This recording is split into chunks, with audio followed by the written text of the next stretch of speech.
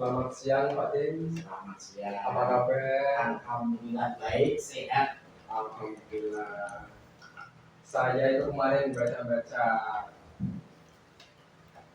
artikel tentang gendam.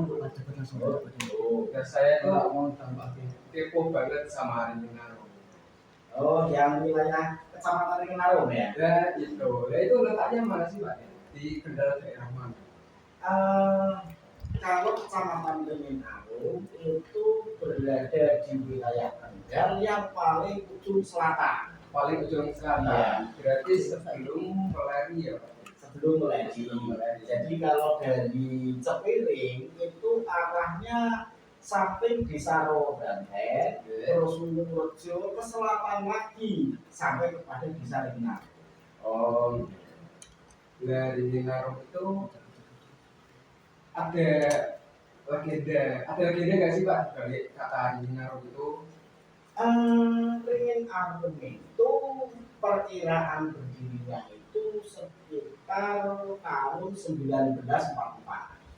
Nah, pada waktu itu sebuah wilayah yang ditumbuhi oleh pohon ringin. Pohon ringin yang besar dan lebat, sehingga di situ dikatakan sebagai Ringarum. Atau yang bahasa Jawanya ringin seperti itu. Maka muncul istilah namanya Ringarum itu pohon ringin. Iya. Bahasa Jawanya wit ringin. Aslinya kan pohon beringin. Nah itu kan ringin ya Pak. Ya, kalau arumnya itu apa? Arum itu yang ditimbulkan dari pohon-pohon beringin. Di situ kebetulan berdaun harum sehingga muncul istilah ringin. Oh gitu. Ya di sana itu ada kearifan apa gitu ya? Oh, kearifan lokal. Untuk saat ini karena yang namanya kecamatan baru ya, itu kan aslinya kecamatannya miliknya wilayahnya Gemung, sehingga pas pada waktu pemekaran maka berdiri sendiri ya namanya kecamatan Gemung. Nah di situ kearifan lokal budaya-budaya yang ada di situ itu ada beberapa macam hal yang saya temui. Di antaranya ada yang namanya grebek desa. Desa itu apa? Grebek desa itu kalau di wilayah sini itu namanya sedekah bumi. Oh, sedekah bumi. Nah, jadi istilahnya merasa bersyukur karena tumbuhan-tumbuhan di sana itu bagus-bagus sehingga diadakan yang namanya sedekah bumi. Dan di situ pas pada waktu perayaannya itu menampilkan hasil-hasil bumi yang didapatkan di wilayah tersebut. Oleh itu di perayaan itu dilaksanakan setelah panen ya?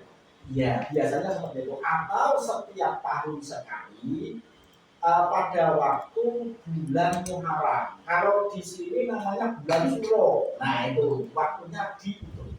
Dan pertanian di sana itu apa aja sih Pak? Di sana ada 4 musim. Yang pertama yang saat ini adalah musim tembakau. Nah nanti setelah musim tembakau lagi muncul lagi musim gambang. Setelah itu gambang selesai musim padi. Setelah itu musim jagung. Jadi ada 4 kali. Oh ya itu berambang itu saya kalau lewat sana itu kebetulan mesti pas ketemu musim berambang itu Pak. Ya. Berarti kalau pas musim berambang itu semua lahan yang ada di sana ditanami berambang. Ya. Jadi tidak hanya masyarakat lokal saja yang menanami berambang itu, akan tetapi yang dari luar kota pun biasanya itu membeli tanah selama musim berambang. Biasanya berasal dari daerah Kabupaten Brebes. Brebes ya? Ya, karena pusatnya berambang itu kan di Brebes. Kalau yang baru tembakau. Nah ini musim sekarang ini adalah musim tembakau, panen tembakau. Ya. Nah, jadi tembakau yang sekarang itu baru musim panen dan harganya alhamdulillah juga tinggi. Jadi ramai setiap tahun itu ramai. Oh iya. Masyarakat sibuk dengan apa ya tembakau rajang dan sebagainya itu. Nah itu apa namanya penjualannya bagaimana itu Pak? Untuk tembakau biasanya itu ada pembeli yang datang. Nah, pembeli yang datang, pembeli itu datangnya bisa ke langsung lokasi atau di sawah dengan melihat kualitas tembakunya. Terus ada juga yang datang itu setelah tembakau dirajang dengan baik, oh hasilnya seperti itu. Biasanya pembeli itu akan datang langsung. Oh begitu ya Pak. Kalau tembakau itu kan biasanya di keranjang gitu ya Pak. Di, apa namanya? Di wadah itu apa bahasa Indonesia? Ya, dibuatkan Ya, sebuah keranjang itu. Nah itu biasanya dalam satu keranjang itu ada berapa kilo? Itu ada yang banyak kok. Banyak Ada macam-macam itu. Bermacam-macam. Tinggal ukuran keranjangnya. Jadi kalau di masyarakat sana belinya itu bukan per keranjangnya, tapi per kilonya. Jadi satu keranjang itu berapa kilo dikalikan itu satu keranjangnya berapa? Tahunya Pak Tin, harga yang paling tinggi sama yang paling rendah. Kalau tahun ini itu harga hampir mencapai 60.000 per kilo. 60.000. Ini harga yang tinggi. Fantastis ya Pak. Kalau yang kemarin kan ada yang 25. Tinggal menyesuaikan waktunya. Biasanya kalau tidak hujan, panas seperti ini, harganya akan mahal. Tergantung juga dari pengepulnya ya, dari pabriknya. Karena biasanya yang bisa menentukan itu kan cuacanya seperti ini, harganya seperti ini ya. Biasanya yang menentukan dari pabrik. Di selain sedekah alam ada kearifan lokal lainnya nggak Pak? Kalau di sana selain sedekah bumi itu yang paling banyak itu kebudayaan yang ada di sana itu seni barongan, ya. Ada gede juga nggak Pak? Ada. Itu bisa dibuktikan dengan di desa saya sendiri itu ada kelompok gending seperti itu. Namanya? Namanya apa ya? Waris-waris seperti itu kok. Itu terkenal itu. Iya. Jadi itu di situ modelnya semacam tarian. Artinya kalau di kita umumnya kan pengajian perketenan, ya itu tarian semacam tarian.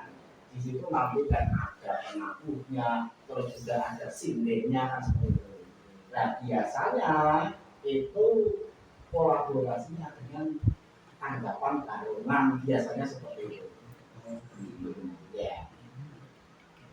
Di sana itu ada tokoh yang terkenal ya Pak, yang berkaitan dengan legendanya atau apa gitu. Ada? Kalau tokoh legendanya itu sebetulnya itu di setiap wilayah pasti ada. Pasti ada. Cuma karena wilayah saya dengan wilayah tokohnya itu agak jauh, jadi kan saya belum. Sebetulnya ada, karena pas pada waktu saya pernah menjadi PPS tingkat kecamatan Bening Harum, saya pernah diajak ziarah ke sana. Ada makamnya berarti di sana? Ada tempat ziarah. Ya. Nah, jadi ada tempatnya saya pernah diajak ziarah ke sana.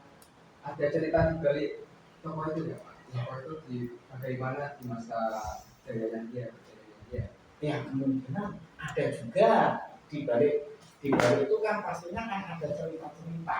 Ya. Cerita tentang sejarahnya kok hutan belantara bisa menjadi sebuah perkampungan, sehingga menjadi sebuah perkumpulan, sehingga muncullah menjadi bisa bahkan sekarang menjadi kecamatan. Itu tetap tidak lepas dari yang namanya sejarah.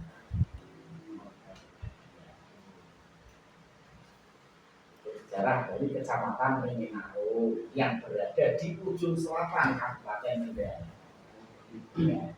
Walaupun nanti selamanya lagi itu masih ada daerah-daerah yang lain seperti daerah Merjo, itu perbatasan dengan hutan, terus ada lagi sini sebelah sini Purworejo, pokoknya sebelah selatan semua. Menurut itu berarti tanya ada hutannya nggak sih Pak di wilayah Minaro itu? Misalkan kemudian ada Kelantung, Ada. ada. Jadi daerah Kecamatan Minaro yang berbatasan dengan hutan itu di daerah Desa Ngarjo. Ya, Ngarjo, Jo itu perbatasannya dengan hutan. Walaupun hutannya itu tidak selebar bumi, tetapi asal muasalnya kan hutan. Sekarang Ya. hutan jagung ya. Iya, kebanyakan itu. Iya. Kalau tempat bersejarah Pak, di Minaro itu ada apa? Tempat bersejarahnya di Minaro itu ada bermacam-macam. Kalau di tempat saya yang masuk wilayah Purworejo, Kecamatan Minaro itu ada sebuah tempat-tempat yang begitu istilahnya dikeramatkan itu ada. Mungkin di wilayah Minaro sendiri, karena Minaro itu kan maksudnya kecamatan. Ada juga nama desa Minaro itu ada. Tapi sama seperti Cepiring, kecamatan Cepiring ada, desa Cepiring juga ada. Sama pun sama, desa Minaro ada, kecamatan Minaro juga ada. Nah itu di situ pastinya ada tempat-tempat yang ada. Itu bentuknya apa? Makam. Biasanya Ada perayaan gitu pasti ya. Hari besar apa gitu, surau atau apa gitu. kalau untuk perayaan misalnya seperti itu biasanya masing-masing bisa. Tapi kalau 17 Agustus misalnya HUT RI biasanya dikomandoi sama pihak kecamatan. Ya. Dan di situ di kecamatan itu lingkupnya ada, di situ sudah ada polsek, di situ sudah ada orang walaupun masih hidup dengan kecamatan Bromo, tapi karena sudah ada wilayahnya maka ada pos-posnya. Di kampanye di saya. Ya silakan nanti bisa jalan-jalan ke daerah Minaro yang berada di selatan kabupaten. Nanti di sekolah ini Jangan sambil biasanya kampanye informasi yang tepat. Iya. Karena biasanya informasi itu bisa didapatkan itu dari narasumber orang yang sudah tua, orang yang sudah lama di daerah itu pasti informasinya tepat. Jadi tahu pasti ya Pak. Iya. Tidak ya hanya cerita-cerita saja, dia memang cerita itu turun temurun, tapi biasanya kan tingkat valid dan tidaknya itu lebih valid orang yang langsung. Iya. Kita menangkapnya juga kan berbeda-beda ya. Betul. Saya jadi tertarik banget nih sama pemerintah. Jiwa saya ini dari Minaro itu menarik jiwa saya untuk pergi ke sana ya. Oh gitu ya. Ya nanti kapan-kapan kalau mau ke sana silakan ambil ke tempat saya. Iya. Ya, Pak Din, makasih ya Pak. Ya sama-sama. Jadi saya pun mohon maaf apabila memberikan keterangan-keterangan kurang begitu apa ya.